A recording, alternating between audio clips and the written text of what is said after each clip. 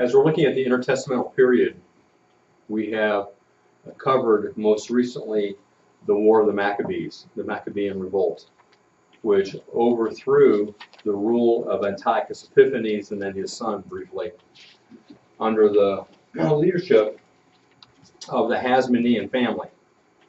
It's called the Maccabean Revolt, remember, named after Judas Maccabeus, Judas the Hammer. So now we want to find out what happened after that, because there's some very interesting things that are going to be occurring as we move on, as the Jewish people have control over their land once again. But it's not going to last, as we're going to see, and we'll find out what happens.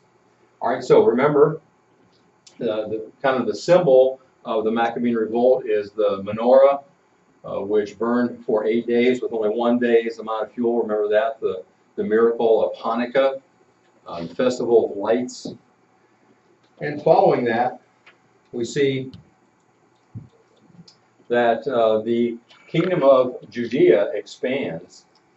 So just as an overview, we see Judea here has expanded down into the area of Idumea, or Edom, over into the area of the Moabites, on up to this way, on the eastern side of the Jordan River, called Transjordan, on the other side, up into Galilee. So under the Maccabees, or the Hasmonean family, they have expanded to a great amount of territory once again, and Israel is in control of her own land.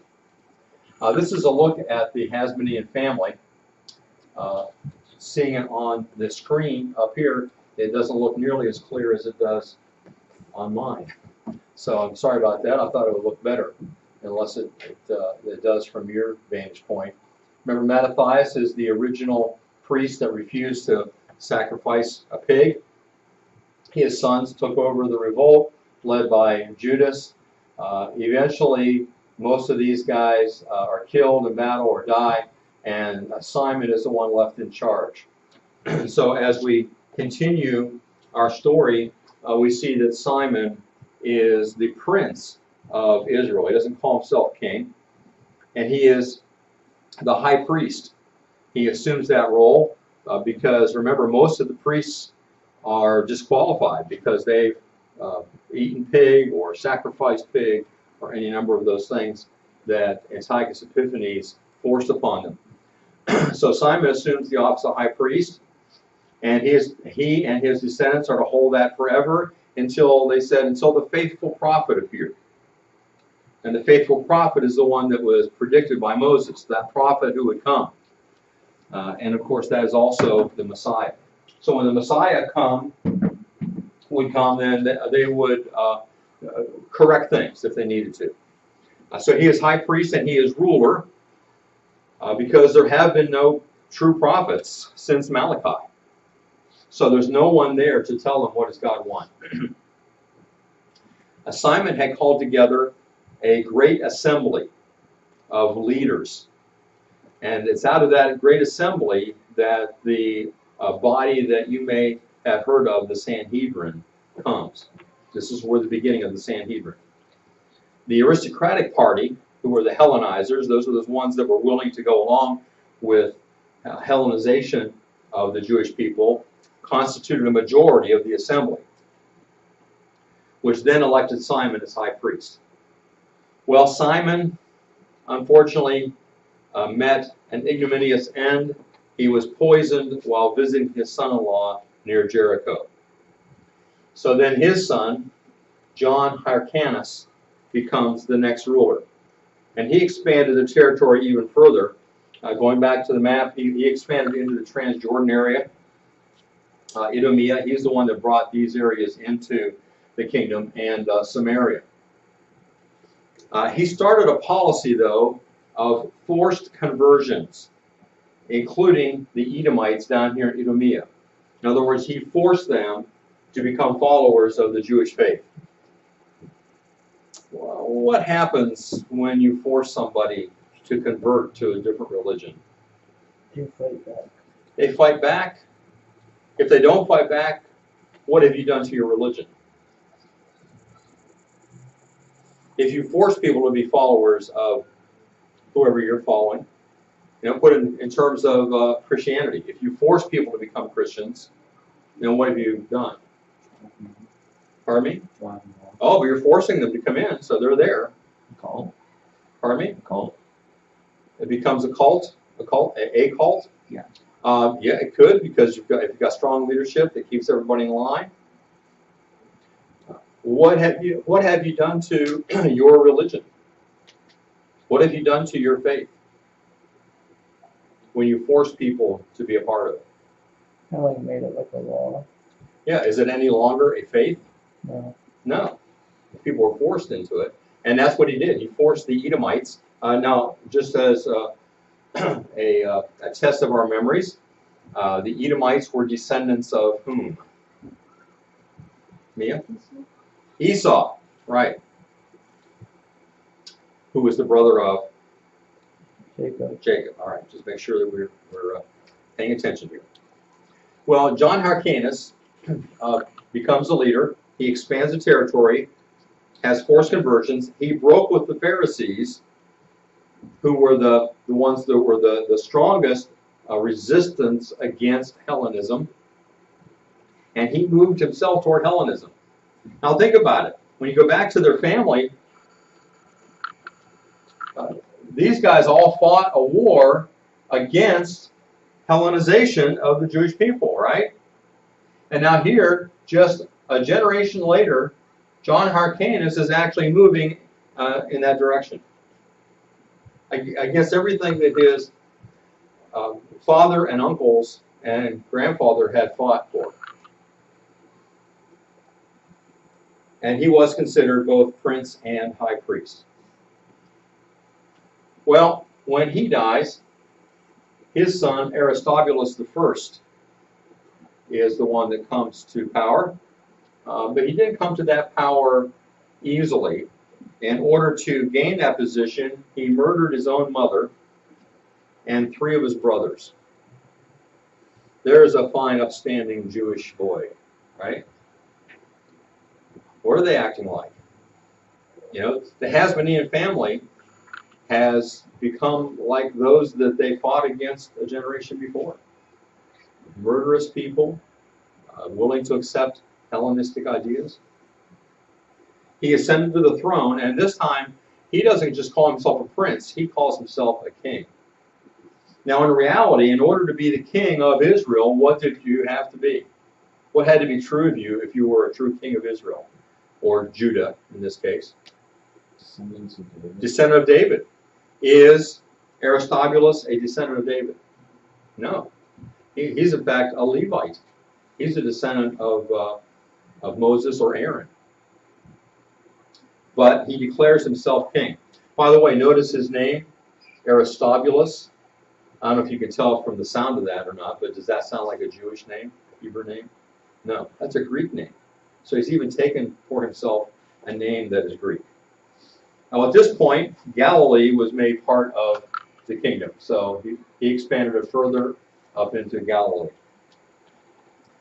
And he also followed a policy of forced conversion, especially the Itareans, who are in the Golan Heights, which would be up in here. And Aristobulus was a brutal ruler. Well, finally when he died, his brother, Alexander Janicus or Janius, sometimes I've seen it with just A-E-U-S, sometimes with a C in here. Either way, it comes to the throne, and he declares himself to be both king and priest. Alexander Janicus was known for his cruelty. He had a passion for war and expansion.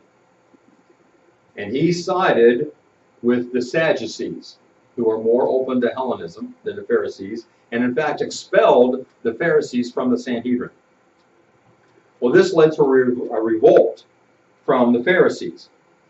Now remember, the Pharisees, although they weren't called that then, they were called more the Hasidim, but they were the ones that actually had led the revolt against Antiochus Epiphanes, against Syria.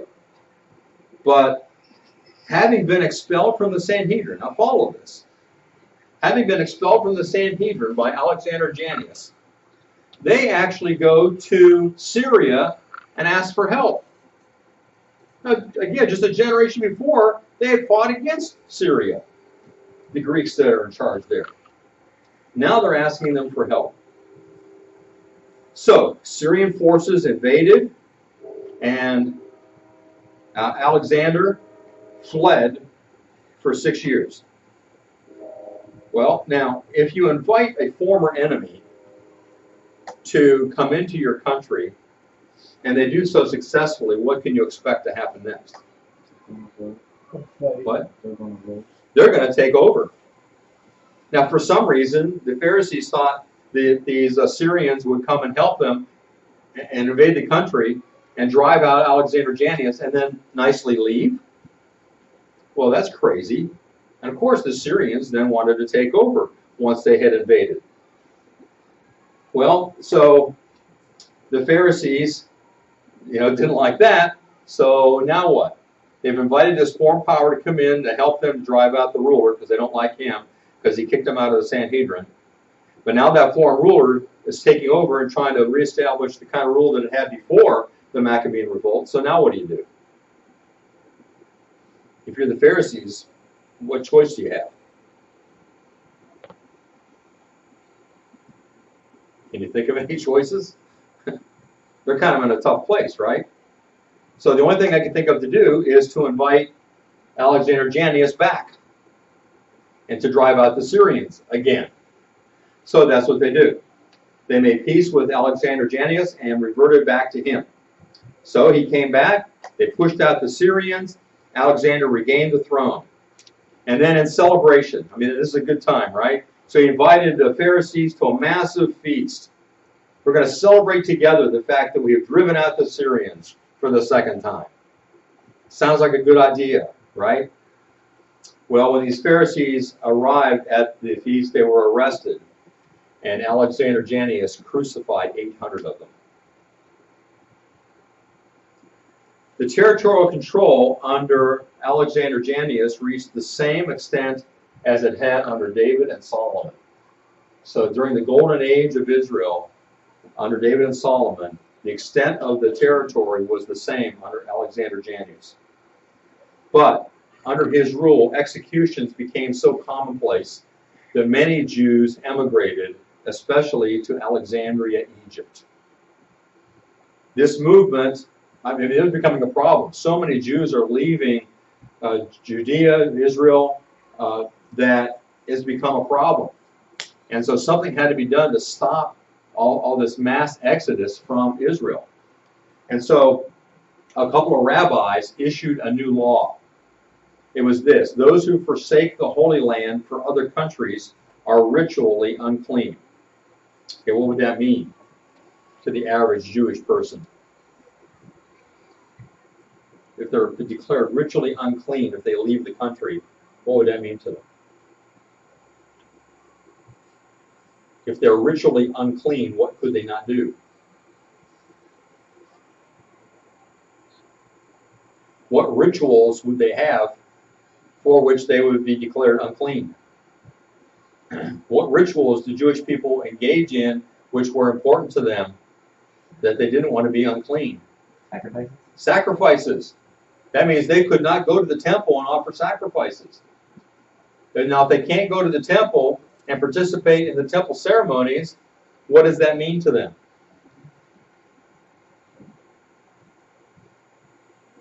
They just say, oh, well, would that be important to them or not? Why?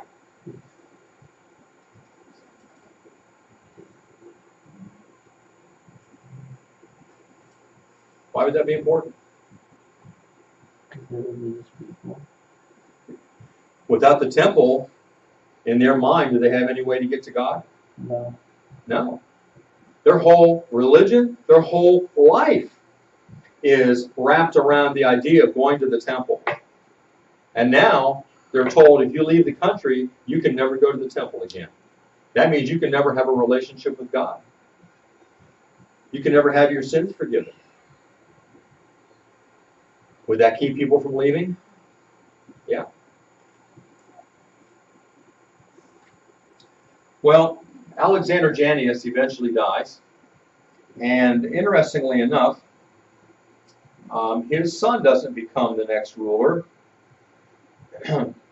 but his wife does. Salome Alexandria becomes the next ruler, and interestingly enough, this is where it gets very complicated and interesting. Her brother was the leader of the Pharisees. Now, what was Alexander Jannaeus' relationship with the Pharisees? Didn't like them at all. In fact, he had just crucified 800 of them. His wife's brother is the leader of the Pharisees. So what do you think she's going to do as ruler? She brings the Pharisees back into the Sanhedrin, brings them back into a place of power.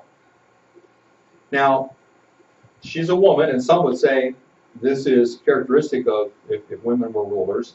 It was a time of peace. So take that for what you will. But her pro-Pharisee position would eventually lead to civil war between the Pharisees and the Sadducees.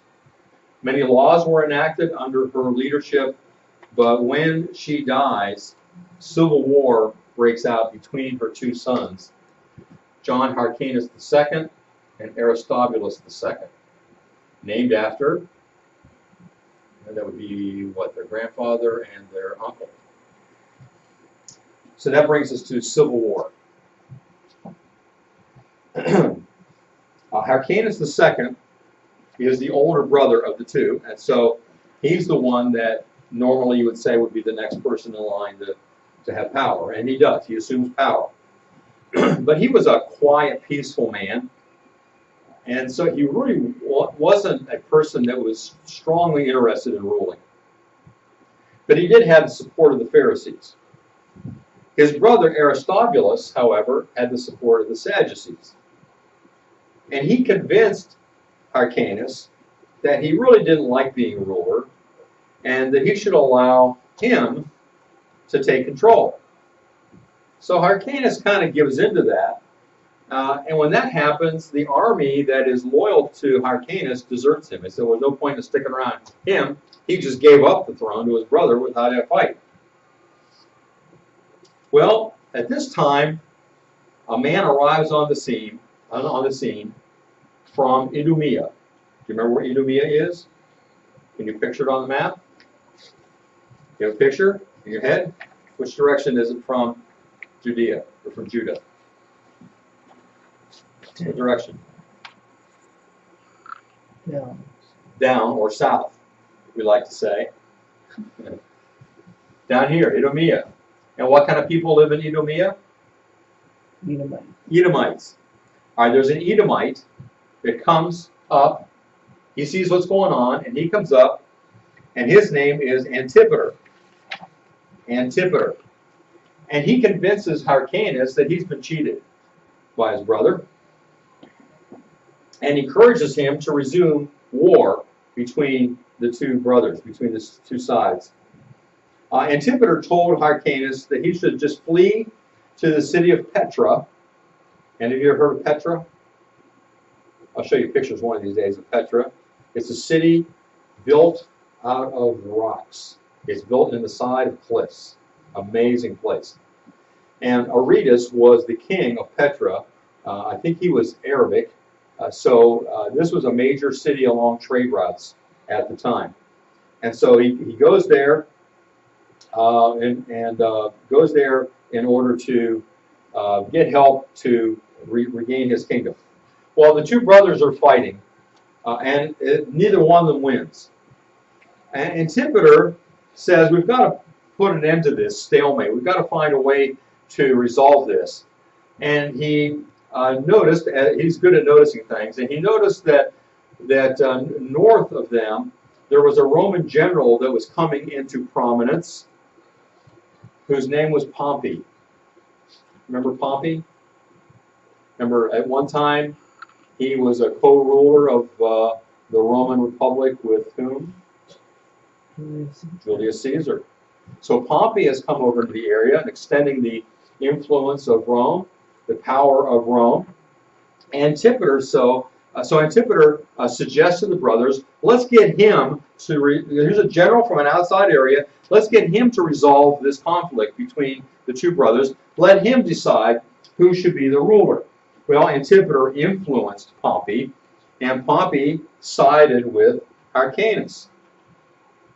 Well, Pompey took advantage of the situation, and he came into Jerusalem like he owned the place. All kinds of ceremony. He came in and all of his Roman arrogance. You know, I'm better than everybody, you people. I'm coming in here. And he actually entered into not only the temple, but walked into the Holy of Holies. Just as bad, not quite as bad as Antiochus Epiphanes, but on the same kind of level. And so then he installs Hyrcanus as high priest in Palestine, and he installed his own ruler in Syria. All right. Now, as Hyrcanus is ruling, remember I told you he was kind of a quiet, peaceful guy? Who's really pulling the strings? Who's really making the decisions? Antipater. Antipater has gained power through Hyrcanus. And he is the real power behind the throne. Antipater was a great opportunist. He's one of these guys that would see an opportunity and he would grasp it. He was always able to tell what was going on and go the right direction, pick the right person. You know, if he had gone to horse races, he would be the one to always pick the right horse to win. That's the kind of person he was. Well, Julius Caesar, of course, became emperor of Rome and started fighting against Pompey. Now, Antipater had a good relationship with Pompey, right? But he could tell that Julius Caesar was going to win. And so, I don't know if you remember where Pompey fled when he was trying to get away from Caesar. He went to Egypt. And remember I told you something happened to him there? What happened to him? I didn't give you any details yet. What happened to him in Egypt? He was killed. Remember I told you I won't tell you how? I'll tell you later. This is later. Antipater saw that Caesar was going to be victorious, and so Antipater took troops down to Egypt to assist Caesar, and he's the one that captured and killed Pompey, cut off his head, and presented it to Caesar. That's Antipater. So, Caesar made Antipater, he's actually Antipater II, a Roman citizen and governor over Judea. Now, Hyrcanus is still there. He's the high priest, and he's kind of a ruler. But now Antipater, instead of being the power behind the throne, now Antipater is the one over the throne of Hyrcanus. He's put there by the Romans. Well, what's happened to Aristobulus? Aristobulus over here, he's not just been sitting on the sideline. He was actually captured and sent to Rome along with his two sons, Alexander and Antigonus. Aristobulus was able to escape. He got away from Rome, he assembled an army, and he retook Jerusalem. Rome sent troops then, from which Aristobulus defended himself for 3 years before being captured. And he was taken to Rome once again. And there he was executed along with his son Alexander. So Antipater comes back into control again after Aristobulus had taken it for a while. Antipater's back in control, and his sons were appointed tetrarchs. That's sort of like a king, only not quite as powerful, by Mark Antony. Remember that name? Who was in control of this territory on behalf of Rome. Remember, Mark Antony was a friend of Julius Caesar and was ruling that part of the Roman world. So things are looking pretty good for Antipater. He is now ruling over the area of Palestine. His sons are also have positions of ruling. And oops, I guess I'm not ready for that one yet. So things are looking up for him. He has picked the right people at the right time to gain power, but he was poisoned in 43 BC in the aftermath of the civil war following the assassination of Julius Caesar. Things were in turmoil, and he was poisoned. Well, his son, the son of Antipater, was Herod, later known as Herod the Great. And Herod avenged his father, suppressed the unrest that had occurred against his father, and was appointed governor over Galilee. So Herod is given control over Galilee. His brother Phaziel is given control over Jerusalem. And in addition, Mark Antony deposed Hyrcanus from the priesthood. Now, Herod was a very good administrator or governor of Galilee. He got rid of all the robbers in the area. And of course, if it's anything people appreciate, it's not having robbers. And following the death of his father, his aim became to gain control over the entire territory. And that takes us to the end of the intertestamental period, because once we get into the life of Herod, we start to enter into the New Testament. And so next time, we will begin looking at the Roman Empire, and eventually we'll come back to this area and find out what happens with Herod. And you already know something about what happens with him in relationship to the events you hear all the time right now this time of year in relationship to the child Jesus. But we'll find out some very interesting things about him in the new year to come. All right, any questions about what we've talked about today? All right, the assignment I have up here, don't worry about that. For now, we'll wait until we get back to move on to the next assignment. The assignment you had for today, we will reserve for the next time as well, which won't be till January 1st. So, I wish you a Merry Christmas. Have a nice break. Come back and we'll be ready to go looking at the fascinating tale of the Roman Empire. And that's going to take us a while to get through all the years of the Roman Empire. But especially, we'll see the relationship that all these things that we've been looking at have with the coming of Jesus, the Messiah. So that'll be an exciting thing. All right, Merry Christmas, Happy New Year, see you next year.